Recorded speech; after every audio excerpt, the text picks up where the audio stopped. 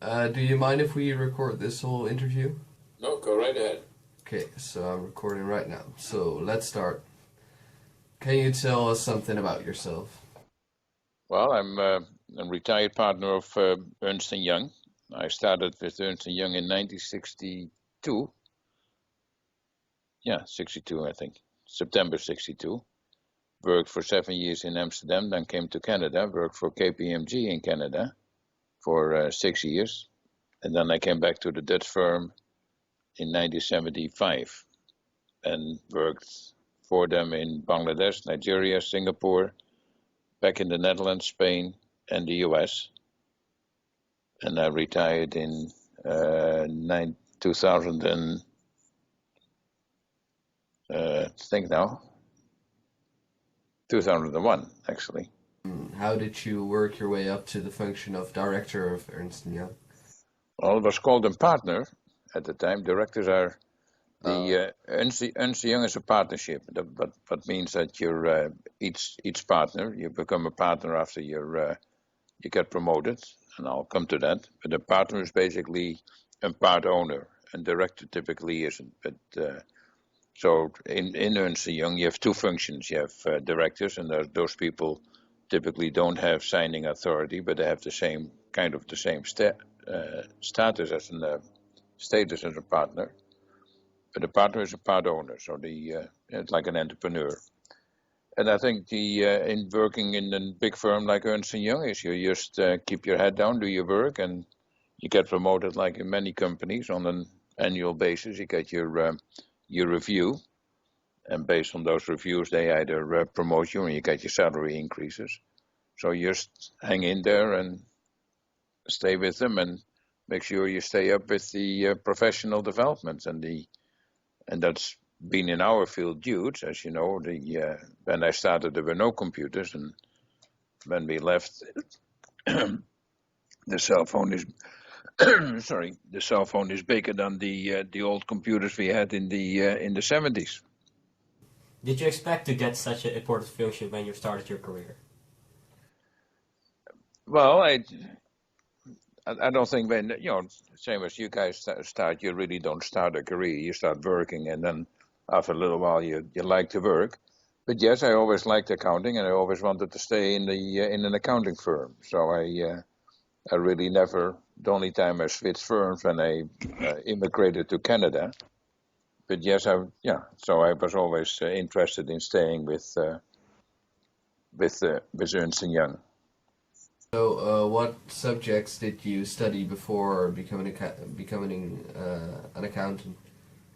Well, basically, I think I started out in the Netherlands, and there were very specific courses. You have a basic accounting course, and then you have an SP. They called it in those days SPD, and then you could do your MO bookkeeping. But I left before I did that. I came to Canada, and I studied at the Institute for Chartered Accountants. And in those days in Canada, in the 70s or the late 60s, you still could do it by correspondence. So I did it by correspondence for 5 years. Now you can only do it through university. You need to have a university degree, and then you go to summer school. And if you pass your summer school, then subsequently in September, typically you can write your final exams. And I think to become a qualified accountant, you can do one side is doing your studies and writing your exams, and then you need 3 or 5 years experience. In the time I went through the profession, you needed 5 years of practical experience, and practical experience was typically with an accounting firm or with a dedicated internal audit department. For instance, if you work for the government auditors, that also would qualify. And I think the qualifications have changed. Now you have to have 3 years of practical experience, but still with an accounting firm or similar departments. Sure. What do you think were your major achievements with the company Ernst& Young? Becoming a senior partner, I think that was, that's as high as you can go. And I think traveling around the world, I think that was, wasn't done by many people. I think in Holland we had something like 250 partners at the time. I was at the firm, and there were only 5 or 6 audit partners who worked abroad. So I think that, and one of the major things I thought for myself as a personal achievement was staying up with the computerization. I think the whole personal computers really developed while I was working in Ernst & Young. So that was, and I followed that very closely. So, when you moved to Canada, what were your first impressions and what did change over the years that you lived there? Well, in Canada, I came to Canada in 1969 and we left again in 75. And really, I haven't worked in Canada from really after 75. My accounting work was basically in all the other countries and the US, but not really in Canada. But what has changed in the world for accountancy is that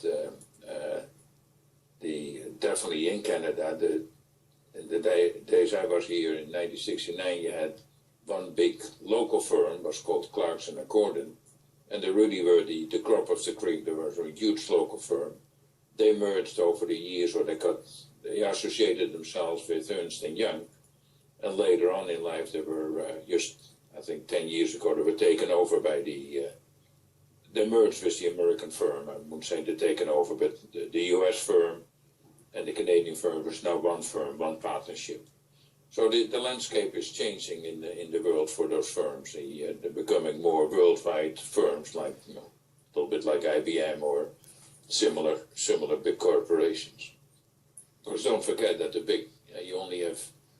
When I started, we called it the Big Eight. You had 8 accounting firms, and now you really have only big 4 accounting firms, and each of those employ around the world about 80 or 90,000 people. So they're sizable corporations.